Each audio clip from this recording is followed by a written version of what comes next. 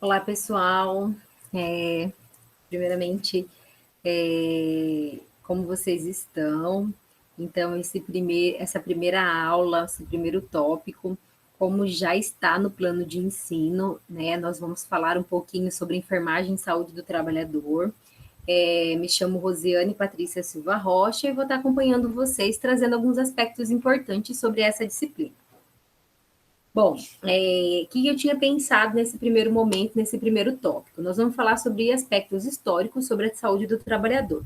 O que vai englobar esses aspectos históricos, né? Esses conceitos gerais. Então, a gente vai falar um pouco sobre a sociedade, nós vamos falar um pouco sobre o trabalho, sobre como o homem ele se encontra nessa sociedade, como que ele se encontra nesse momento de trabalho, né? Como ele é inserido nessa sociedade, como ele vem desenvolvendo esse trabalho, né? E a atividade que também é inerente ao homem. Toda vez que a gente fala que o homem, em modo geral, ele faz um trabalho, então esse trabalho ele é caracterizado como uma atividade, né? Então esses conceitos gerais vai ser abordado na aula de hoje. Bom, o homem ele desempenha certa atividade na natureza e ele deve adaptar-se à natureza para poder viver e não ser por ela aniquilado. E essa adaptação se realiza graças à atividade que o homem realiza nessa natureza. Quando eu falo natureza, eu estou falando da sociedade, mas a referência que eu trago, que é de Karl Marx, quando ele fala de trabalho, ele diz que essa sociedade que a gente vive, ela é a natureza. Então, o homem, para não ser aniquilado, para não ser extinto dessa sociedade, ele deve realizar o trabalho. Esse trabalho, essa atividade que o homem fala que é o trabalho, ele exerce, né? O homem ele exerce para satisfazer suas necessidades. Então, o trabalho, o homem ele faz o trabalho porque o trabalho ele é algo prazeroso, ele deve ser algo que o homem goste de realizar o trabalho. Se a gente parar para pensar, o indivíduo, o ser humano, ele passa uma boa parte de sua vida num ambiente de trabalho. Então, Marx, ele diz que tem uma característica especial, né? Esse trabalho ele tem uma característica especial, essa atividade ela tem uma característica especial e faz com que o homem ele torne-se social dentro desse ambiente, dentro da sociedade. Então, toda atividade ela é denominada de trabalho.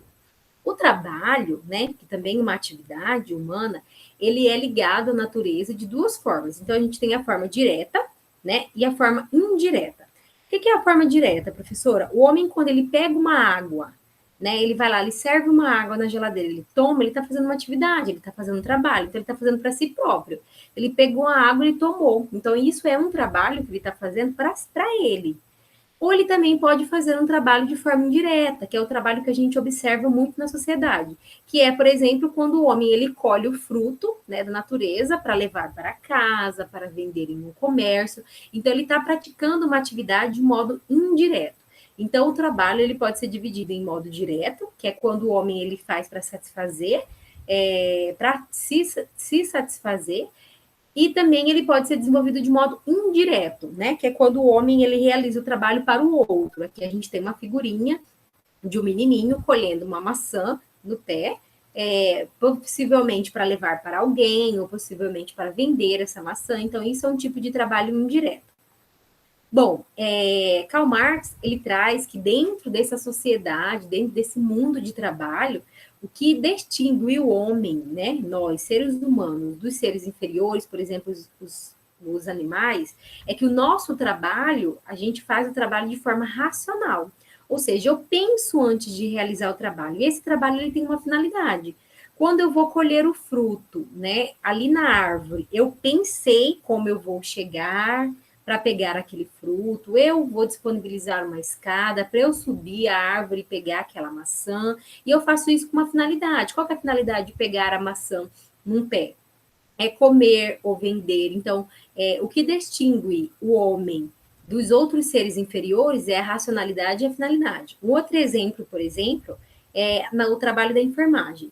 No trabalho da enfermagem, nós fazemos o trabalho da enfermagem, nós enfermeiros, nós fazemos, nós somos racionais, a gente estudou para praticar esse trabalho e a gente faz com uma finalidade. Qual é a finalidade do nosso trabalho? Cuidar de alguém, oferecer conforto para aquele paciente, ou também a gente faz uma finalidade de ter um lucro, né, para receber um dinheiro, receber um salário, se satisfazer profissionalmente. Então, a gente faz esse trabalho de forma racional e com uma finalidade. Todo trabalho, ele tem um objeto, né? O que é o objeto de um trabalho? É aquela matéria onde a gente aplica o nosso fazer. Por exemplo, quando eu faço o trabalho da enfermagem, né? Qual que é o meu objeto de trabalho dentro desse processo de trabalho da enfermagem? É o ser humano, é o paciente. Então, eu cuido do paciente, eu aplico o meu trabalho em cima daquela pessoa. Então, o cuidar da pessoa é meu objeto de trabalho. E a gente também utiliza de instrumento. Os instrumentos, eles são vários, né? O ser humano, quando ele vai praticar o trabalho, quando ele trabalha, ele utiliza de instrumentos. Esses instrumentos, eles são chamados de técnicas. Então, assim, varia. Dentro do trabalho da enfermagem, que é mais específico que a gente está estudando agora, a gente pode chamar de instrumentos, por exemplo, seringa é um tipo de instrumento, cubarrim, algodão, gases, soro fisiológico, são todos instrumentos para o nosso trabalho. Lembrando que a gente tem dois tipos de instrumento, né? A gente tem o instrumento que ele é palpável, então nós temos seringas, nós temos cubas, nós temos materiais para fazer curativos, são nossos instrumentos físicos. E a gente também tem um outro instrumento, que é o instrumento que a gente adquire através do estudo. Quando a gente vai estudar, por exemplo, estudar anatomia, o conhecimento que a gente teve de anatomia, fisiologia, processo de cuidar, também é um instrumento para o nosso trabalho. Então, só para pincelar esse slide, dentro desse mundo do trabalho que a gente vive, então a gente tem um trabalho, todo o trabalho ele é feito de forma racional e tem uma finalidade. A gente tem o objeto, que é aquela matéria onde a gente aplica o nosso trabalho, e a gente tem os instrumentos que nos facilitam, nos conduzem para realizar o trabalho. Bom, conhecendo um pouco da história, que também é bem importante a gente saber, né, sobre a história do mundo do trabalho nesse contexto da sociedade que a gente vive. Então, a gente tem que o trabalho, a saúde do trabalhador, né, em si, que é a disciplina que nós estamos ministrando hoje, ela existe na Constituição Federal. Então, a nossa Constituição Federal de 88, no artigo 200, ele traz que é dever do Estado, é dever federal propor uma saúde para o trabalhador. Lembrando que, né, nesse universo do trabalho, muitas pessoas elas vêm adoecendo, né, nesse ambiente de trabalho. Então, as doenças elas são inúmeras. Às vezes é por conta do ambiente de trabalho, às vezes é por esse avanço da tecnologia, trabalho precário. Então, tudo isso vem colaborando para o adoecimento do trabalhador. Então, a nossa Constituição Federal de 88, no artigo 200, ele fala que é direito federal, no artigo, é responsabilidade federal propor essa saúde para o trabalhador. Abaixo da nossa Constituição Federal, nós temos a Lei 8080 de 90, que ela também traz em seu artigo, eu acho que é o artigo 3, né? Mais para frente eu vou mostrar para vocês, que também é direito do SUS, é direito do Ministério da Saúde propor ações que sejam benéficas para a saúde do trabalhador. Nós temos aqui, abaixo da lei 8080 de 90, que também trata da saúde do trabalhador, nós temos o decreto número 7.602 de 2011, né? Esse decreto, ele vai tratar sobre a Política Nacional de Segurança e Saúde do Trabalhador, é nosso primeiro decreto, nossa primeira lei que fala sobre a segurança e saúde do trabalhador. Abaixo desse decreto, em 2012, nós temos uma portaria também que ela é bem importante, que é a portaria número 1823, que também trata da Política Nacional do Trabalhador e Trabalhadora. Então, aqui vocês veem que tem uma diferença. Em 2011, foi instituído a lei, né, da Política Nacional de Segurança e Saúde do Trabalhador, a PNSST. Já em 2012, nós já temos a Política Nacional, que já é específico para o trabalhador e trabalhadora. E a gente também tem dois órgãos bem importantes aqui, que é o RENART e o SEREST, que são órgãos que eles são responsáveis para promover ações, para estar fiscalizando ações dentro do ambiente de trabalho, ações essas que sejam benéficas para a saúde do trabalhador, a fim de evitar danos, riscos à saúde, evitar acidentes de trabalho.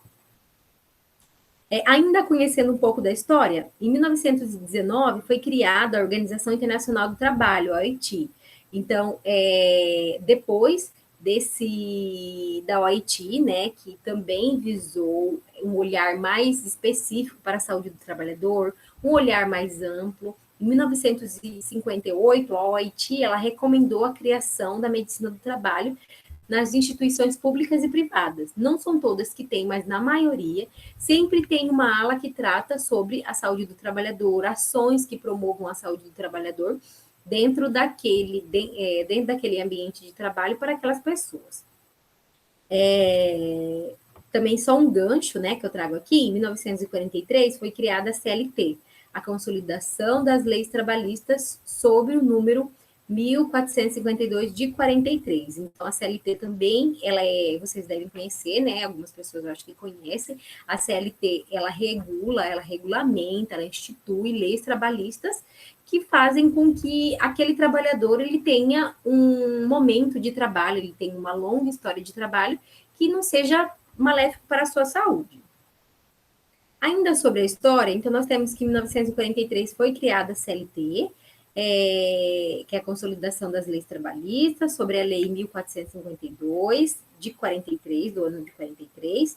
Nós temos a Lei 8.213, de 91, que dispõe sobre os planos e benefícios da Previdência Social e da outras providências. Essa lei também, ela ancora a saúde do trabalhador, ela traz benefícios, ela regulamenta jornada de trabalho, ela traz o que é doença ocupacional ou não, se aquele ambiente de trabalho ele pode ser maléfico para aquele trabalhador, né? Se é um ambiente de trabalho precário. Então, ele dispõe sobre esses planos e benefícios. Também, aqui, a gente também acontece nos casos que, por exemplo, se a gente tem um trabalhador que ele ficou doente ou que ele teve um acidente de trabalho, então esse benefício ele vai proporcionar com que aquele trabalhador ele consiga, por exemplo, ter um salário, a gente vai que ele tenha, por exemplo, uma aposentadoria antecipada, para que quando ele fique em casa, né, impossibilitado de trabalhar por conta daquele acidente, ele tenha pelo menos um recurso financeiro. Então, essa lei, ela trata disso. Nós temos o decreto número 3.045 de 99, que aprova o regulamento da Previdência Social. Então, acima a gente tem a lei, e essa lei só foi aprovada e regulamentada só em 1999. Olha como que demorou, né? Quase 8 anos para a gente colocar essa lei em vigor. E também em 1999 nós temos a portaria número 1.339, que institui a lista de doenças relacionadas ao trabalho. Aqui também é muito importante, porque essa lista ela foi atualizada, mas ela também está em vigor, né? Ela foi atualizada, ela foi ampliada. Então, aqui a gente traz as doenças que são consideradas doenças ocupacionais, né? LER, lesão por esforço repetitivo, DORT e outros tipos de doença que são ocasionadas pelo ambiente de trabalho, por aquele ambiente de trabalho que ele acaba, por vez, ser maléfico para o trabalhador. Então, a história, ela perpassa todos esses caminhos. Aqui, como eu falei para vocês, abaixo da nossa Constituição Federal, nós temos a nossa lei do SUS, a Lei 8080, de 90, no seu artigo 6, inciso 3. Então, ela entende por saúde do trabalhador. Eu vou ler aqui para vocês, porque ele é bem importante, né? Esse trecho da nossa Lei 8080 de 90, esse trecho ele é muito importante. Ele entende como a saúde do trabalhador um conjunto de atividades que se destina, através de ações de vigilância epidemiológica, vigilância sanitária, à promoção e proteção da saúde dos trabalhadores, assim como visa a recuperação e a reabilitação da saúde dos trabalhadores submetida aos riscos e agravos advindos das condições e ambiente de trabalho. Então, aqui, esse conjunto de atividades, elas são ligadas à ação de vigilância, né, tanto epidemiológica como vigilância sanitária. Ela visa a promoção, proteção daquele trabalhador que, por vez, ele pode estar dentro de um ambiente precário, ele pode estar sendo submetido a um trabalho de risco, né? A gente tem vários riscos que são citados, eu acho que vocês já devem ter ouvido falar, mas o professor Rafael, eu também vou pincelar, acho que no tópico 3, no tópico 4, que são os riscos físicos, químicos, riscos biológicos que podem vir trazer dano à saúde do trabalhador. Então, essa lei, na Lei 8080, nesse inciso, ele abrange, né? Ele fala de um âmbito maior, que é um conjunto de ações que se destina ações de vigilância para promoção e proteção à saúde desse trabalhador. Então, aqui, quando eu disse para vocês que esse risco ele pode advir do ambiente de trabalho. Eu acho que também é interessante eu trazer para vocês o que é um ambiente de trabalho, né? A gente já falou sobre sociedade, a gente já falou sobre o trabalho, a gente já falou sobre o homem, né? Sobre o homem que é trabalhador, né? Ele se institui dentro desse ambiente de trabalho. Então, a gente define o ambiente de trabalho como um termo, ele tem origem latim, que significa que rodeia. Então, é uma ação, uma noção, né, que se refere-se ao entorno que rodeia os seres vivos. Então, condicionando as suas circunstâncias vitais, é um ambiente que, por conseguinte, é formado por diversas condições. Essas condições são físicas, sociais, culturais e econômicas. Então, dentro desse ambiente que rodeia várias pessoas, né, vários indivíduos, cada indivíduo desse é um trabalhador. Então, ele precisa daquele ambiente de trabalho, ele precisa de um ambiente de trabalho saudável para que ele possa realizar o seu trabalho. E esse trabalho tem que ter uma finalidade, esse trabalho o trabalhador ele faz de forma racional, né? O trabalho, por sua vez, é a medida de esforço que realizam as pessoas, trata-se de uma atividade produtiva que um sujeito leva a cabo, e esse trabalho ele é remunerado. Lembra que eu falei para vocês que todo trabalho, a gente tem uma racionalidade, tem uma finalidade? O salário, ele é a finalidade do trabalho para um indivíduo, ele é a finalidade do trabalho para uma pessoa. Então, a gente tem que parar para pensar que o trabalho, ele tem que ser benéfico para a pessoa, ele tem que ser benéfico para o trabalhador. Né? E quando o trabalhador ele fica satisfeito no ambiente de trabalho, quando ele tem um salário remunerado, um salário legal, ele fica satisfeito, ele fica feliz, ele não precisa procurar um segundo vínculo, né? Então, quando ele não precisa até mesmo procurar um segundo vínculo, evita também doenças ocupacionais, doenças advindas do trabalho. A implantação de programa de qualidade, né, total, a gente tem um termo em inglês chamado Just in Time, que é na hora certa, né, essa sigla em inglês, ela é uma sigla que ela é bem falada, porque ela vem de uma introdução de ganhos salariais, essa sigla ela é vinculada com a produtividade, né, que traz como consequência a informalidade, a precarização. Ela é um termo em inglês que é utilizado bem, né, nos Estados Unidos, na Europa, porque significa na hora certa. Então, a pessoa ela tem que chegar no momento certo, tem que fazer as atividades nesse momento e sair em tal momento, como se fosse uma máquina. Ele vê o indivíduo, o trabalhador, como uma máquina. E esse termo, ele vem sendo discutido, ele vem sendo além de discutido, ele vem sendo muito falado e criticado, porque às vezes isso, né, esse termo e essa imposição para o trabalhador sempre ficar na hora certa, trabalhar na hora certa, pensar só na produtividade, pensar só no lucro da empresa, além de trazer essa informalidade, pode trazer também precarizações e condições de trabalho inadequado para aquele trabalhador. Quando a gente fala de precarização do trabalho, eu trago também aqui um termo muito importante, que eu acho que a gente precisa saber, né? Vocês precisam saber o que é precarização no trabalho. Então, a precarização no trabalho, ela é utilizada para designar perdas de direitos trabalhistas. Lembra que a gente já tinha alcançado, em 1943, a gente teve instituído a lei trabalhista? A precarização de trabalho, ela faz com que faz com que o trabalhador ela tenha perdas desses direitos trabalhistas.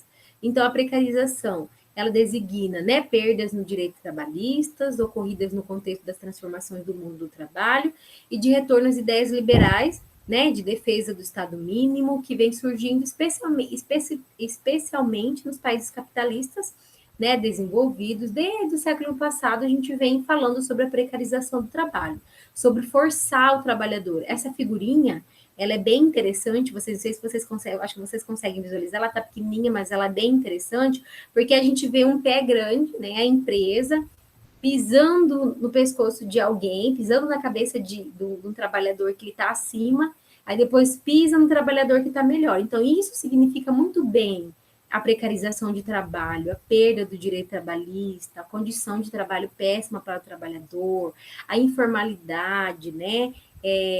Então, isso pode fazer com que haja precarização de trabalho, precarização do trabalho no trabalho. A gente pode também lembrar, né, que já foi muito falado nesse século que a gente vive, desde os anos 2000, a precarização de trabalho infantil. Quantas crianças elas são designadas, elas acabam trabalhando numa idade que elas não podem trabalhar. Então, hoje, criança de 14 anos para baixo, elas não podem trabalhar. Se elas trabalham, se elas se encontram em trabalhando, isso é trabalho infantil, não existe, não pode. Acima de 14 anos até 18 é menor aprendiz. Então, a pessoa está ali, mas também ela não pode fazer um trabalho forçado. Ela também não pode estar num ambiente de trabalho que seja precarizado. Então, foi bem falado sobre a precarização de trabalho, principalmente o trabalho infantil. É um termo genérico, né? Eu já falei aqui para vocês, né? Mudanças em relação ao mercado de trabalho, condições de trabalho, né? Perda de direitos trabalhistas. Então, isso aqui eu já falei. Bom, sobre a atenção ainda da saúde do trabalhador e a gente falando de conceitos gerais, eu trago um dado importante aqui do IBGE de 2015, aonde ele soma aqui 105 milhões de pessoas hoje, ela é mão de obra no trabalho, ela é mão de obra na sociedade para o trabalho. Então, faz crescer a economia, ela gira, né, esse trabalho no mundo inteiro. Então, a gente tem 100 milhões, no mundo não, perdão, no Brasil, a gente tem 105 milhões de pessoas girando essa produção aqui no Brasil, dos quais 43 milhões, ou quase 41%, estavam segurados pelo seguro de acidente de trabalho, da Previdência Social. Então, isso aqui é importante, isso aqui, gente, quando o trabalhador ele é segurado pela Previdência Social, ele tem direito trabalhista, então qualquer coisa que aconteça com ele, dentro do ambiente de trabalho, ele está assegurado, ele consegue ter benefícios, né? Vocês imaginam se um trabalhador ele tem uma queda no ambiente de trabalho. Então, quando ele recorre, quando ele está assegurado, dentro do SAT, na Previdência Social, ele consegue recorrer à Previdência Social, ele consegue ficar afastado, ficando em sua casa, passando por todo o tratamento de saúde e ainda recebendo, né? Recebendo seu salário, porque senão ele não consegue sobreviver, ele impossibilitar de trabalhar, ele não consegue sustentar a casa. Então, a gente tem esse percentual. Não tem dados atuais sobre esse número de pessoas, né, que estejam seguradas com relação ao SAT. A gente também traz, né, uma informação importante da Organização Internacional do Trabalho, que as medidas de bloqueio total ou parcial realizadas por vários países para retardar a disseminação de doenças, eles afetam praticamente 2,7 bilhões de trabalhadores. Então, a gente tem, nesse montante da força de trabalho mundial, a gente tem 2,7 bilhões de pessoas que elas já passaram por alguma doença ocupacional, alguma doença dentro do ambiente de trabalho. Eu trago um quadro bem importante, né, que nesse quadro ele fala sobre como estão as condições privadas, como estão as condições mínimas, como que é a classificação das ocupações formais e informais que a gente tem. Então, assim, setor informal, setor formal e setor informal. Então, nós temos aqueles trabalhadores ou empregados com carteira assinada, nós temos militares, funcionários públicos, estatutários, trabalhadores domésticos com a carteira de trabalho assinada, né? A gente também traz que empregadores com 6 ou mais empregados, eles devem assinar a carteira desses trabalhadores. E a gente também tem a situação do trabalho informal. Como que é esse trabalho informal? Então, a gente vê empregados sem carteira assinada, então isso é caracterizado no trabalho informal. Nós temos trabalhadores domésticos, né? Empregadas domésticas sem estar assinada a carteira, então isso é caracterizado como um trabalho informal. O indivíduo que trabalha por conta própria, aquele indivíduo que vende suco, na esquina, assim, na avenida, vende suco salgado, por exemplo. Ele é considerado um trabalhador informal, trabalhadores de produção do próprio consumo, trabalhadores na construção, essas construções de madeiras ilegais, né, que não é remunerado, também é considerado um setor informal, um trabalho informal. Então, aqui a gente tem o que é setor formal, o que é setor informal. Também eu trago para vocês a proporção da população ocupada por tipo de trabalho, formal e informal. Então, desde 2012 no Brasil, né, de 14 anos ou mais. Lembrando que eu falei para vocês, abaixo de 14 anos é trabalho infantil, não pode. Então, aquela pessoa, aquele adolescente que é de 14 anos até 18 anos, que é onde você tem a maioridade, você é menor aprendiz. Então, qual que é a situação que a gente tem hoje no Brasil, no dado atual de 2018? Nós temos essa proporção. Então, trabalho informal, nós temos que desde 2012, né, 58,5% da população no Brasil ele estava no trabalho formal. Então, esse valor ele foi só crescendo, né? Agora, em 2017, a gente teve um valor um pouco mais baixo, né? A gente teve valores maiores, mas agora em 2017 a gente teve valores mais baixos, 59,2% dos indivíduos da força de trabalho no Brasil eram trabalhadores formais. Agora, o trabalho informal, olha como que a gente tem também um percentual até relevante. 2012 a gente tinha 41,5% dos trabalhadores eles eram informais, e esse número ele em 2013 continuou mais ou menos a mesma média, né, 40,3%. Esse valor ele foi abaixando, mas em 2017 continuou 40,8% da força de trabalho que a gente tem no Brasil são trabalhadores informal. Isso não pode, porque o trabalhador ele informal, ele não tem direito trabalhista, ele não consegue, ele não tem direito a férias, ele não tem direito a uma aposentadoria. Então, o legal, o importante é aquele indivíduo estar ocupando um trabalho formal. Aqui nós temos também os determinantes de saúde. Essa imagem eu recortei, né? Tem até a fonte aqui, que é do manual. Esse manual vai estar disponível para vocês no Siga, que traz os determinantes sociais da saúde, que são determinantes que influenciam na saúde do trabalhador. Então, o que pode influenciar? A gente tem esse leque, né? E esse leque, ele traz o que pode influenciar a saúde do trabalhador. Então, a idade, sexo, fatores hereditários podem influenciar na saúde do trabalhador. O estilo de vida daquele indivíduo, se aquele indivíduo fuma, se aquele indivíduo ele é etilista, né? Se ele bebe, então, isso também pode influenciar a saúde do trabalhador. Redes sociais e comunitárias, isso aqui também é bem importante. Com o avanço da tecnologia, a tecnologia muito avançada, ela também influencia na saúde do trabalhador. Até o esforço repetitivo, né, a LER, ela pode ser ocasionada pelo esse avanço tecnológico que a gente tem dentro do mundo do trabalho.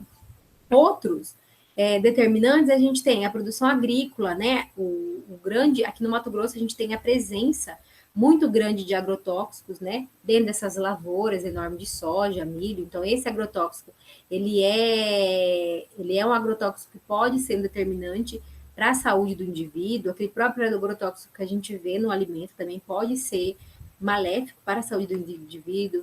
Educação, ambiente de trabalho, desemprego, água, esgoto, serviços sociais, habitação. Então, são outros determinantes que podem influenciar ou que podem potencializar um malefício para a saúde do trabalhador. Bom, conhecendo só uma síntese do que a gente já falou aqui, então a gente tem a nossa Constituição Federal, que ela é ampla, ela diz que a saúde, né, do trabalhador é um direito de todos e é dever do Estado. Isso aqui é muito importante, gente. Nada está acima da nossa Constituição Federal. Então, se nossa Constituição Federal diz que a gente tem que promover ações para a saúde do trabalhador, isso é importante, a gente deve fazer. Nós temos a promoção da saúde, né, que reconhece o trabalho como promotor da saúde, não apenas como produtor de sofrimento, de adoecimento e morte. Então, a gente não pode pensar que o trabalho ele é maléfico, o trabalho ele é só um sofrimento para o trabalhador, não é isso. Então, a gente tem mudanças favoráveis à saúde, ações de promoção da saúde, que deve promover o fortalecimento da autonomia dos trabalhadores, luta por condições dignas para esse trabalhador. A assistente da saúde também, nesse mundo do trabalho, ele é importante, porque ele identifica o usuário enquanto trabalhador, considera aquele trabalhador na sua inserção laboral, né? E essa inserção, ela deve estabelecer uma relação de trabalho, deve se conhecer o processo de saúde e doença daquele trabalhador que, às vezes, ele tem alguma doença ocupacional, né? Então, isso também é importante. A gente também deve incluir, dentro da assistência à saúde para o trabalhador, a gente deve incluir a reabilitação física, psicossocial, reabilitação biológica. Então, isso é importante. Pessoal, a gente tem aqui também a Lei Orgânica, né, de 1990, que é a Lei 8080, que ela prevê ações. Essas ações, elas são importantes, ações importantes e devem ser desenvolvidas para o trabalhador, né, na rede de serviço de saúde. Então, quais são essas ações? Aqui eu trago algumas que são bem importantes. Então, assistência ao sujeito vítima de acidente de trabalho ou portador de doença profissional e do trabalho. Então, isso aqui é importante, é dever do serviço de saúde, é dever de nós, enfermeiros, prestar assistência àquela pessoa, àquele indivíduo que sofreu acidente de trabalho, participar de estudos, pesquisas, avaliações sobre o controle de risco de agravos potenciais à saúde existentes dentro do processo de trabalho. É dever também do enfermeiro, né? É dever também da equipe de saúde dentro do serviço de saúde do SUS, a participação em normatização, fiscalização, controle das condições de produção, extração, armazenamento, transporte, distribuição, manuseio de substâncias, de produtos, de máquinas e de equipamentos que apresentam riscos à saúde do trabalhador ou trabalhadora. É também dever do serviço de saúde a avaliação do impacto de tecnologias que provocam a saúde do trabalhador, a informação ao trabalhador ou trabalhadora sobre a sua respectiva identidade sindical, empresa sobre riscos de acidente de trabalho, informar aquele trabalhador que tipo de doenças profissionais que ele pode vir a desenvolver dentro do ambiente de trabalho, realizar fiscalizações, avaliações de ambientes dentro do ambiente de trabalho, realizar exames, né, de saúde, de admissão, de demissão, né? Tudo respeitando os preceitos éticos. Então, isso aqui é importante. É também dever do enfermeiro a participação na normatização, fiscalização e controle de serviços de saúde do trabalhador dentro das instituições, empresas, tanto privadas, tanto públicas, né? Dentro daquela comunidade, é dever do enfermeiro estar ali participando, fiscalizando, informando, fazendo ações que promovam a saúde do trabalhador. É também dever do serviço de saúde a revisão periódica da listagem oficial das doenças originadas no processo de trabalho. Então, lembra que eu falei para vocês que em 1999 teve a criação das doenças ocupacionais? Então, é responsabilidade do enfermeiro estar revisando, porque essas doenças, elas são atualizadas, elas são modificadas, elas são retiradas. E também é responsabilidade a garantia, né, ao sindicato, dos trabalhadores requerer ao órgão competente a interdição de máquina, de setor, de todo ambiente de trabalho, quando houver exposição de risco para a saúde do trabalhador. Aqui a gente também tem um dia muito importante, eu acho que não tem como falar sobre a saúde do trabalhador sem a gente pensar no dia 1º de maio. Então, o dia 1º de maio, ele é o Dia Internacional da Saúde do Trabalhador. Esse dia ele é comemorado no mundo inteiro, então esse dia ele é um feriado, né? Ele é feriado, ninguém pode trabalhar, ele é um feriado internacional. E essa homenagem à saúde do trabalhador, ela refere-se a 1 de maio de 1886, quando houve uma guerra, quando houve guerra, não, me perdoa, quando houve uma greve, né, que ela foi iniciada na cidade de Chicago, nos Estados Unidos. A gente bem conhece que na história, tanto a Europa quanto os Estados Unidos, eles foram um ambiente, eles foram uma sociedade que martirizou muitos trabalhadores. Então, os trabalhadores eles foram muito martirizados. Depois da Revolução Industrial, a gente teve um boom do trabalho. Então, mulheres, homens e até crianças trabalhavam horas, né, faziam uma jornada de trabalho muito longa. Então, em 1886, no dia 1º de maio, houve uma greve na cidade de Chicago. As condições do trabalho daquelas pessoas elas eram insalubres, né? Elas pediam redução da jornada de trabalho diária. Aqueles trabalhadores, naquele momento, em 1886, na cidade de Chicago, eles trabalhavam 17 horas por dia. Vocês imaginam?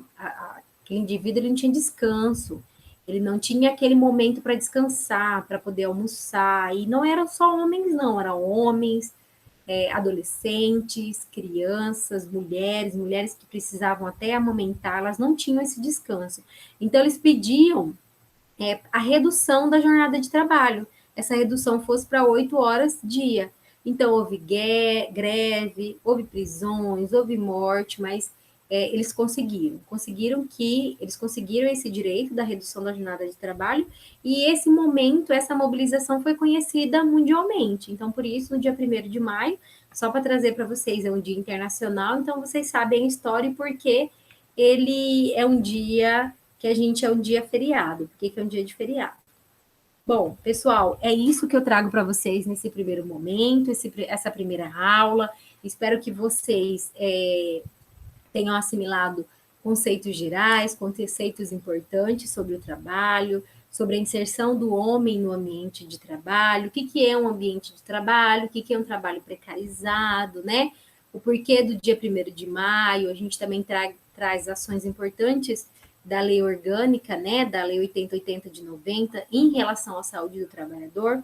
Então, todo esse material eu trago de referências importantes. Então, aqui eu tenho o IBGE, que trouxe aqueles dados para mim, aqueles dados estatísticos. Eu trago para vocês também um curso que fala sobre o trabalho, sobre o mundo do trabalho. Eu tenho esse livro aqui também, que ele está disponível na biblioteca virtual, que traz aspectos importantes da saúde do trabalhador, ele é de 2019. E esse artigo também, que era bem legal, eu vou deixar disponível para vocês, que fala sobre a sociedade dos adoecimentos no trabalho. Pessoal, então é isso que eu trago para vocês. Meu muito obrigada e até a próxima aula.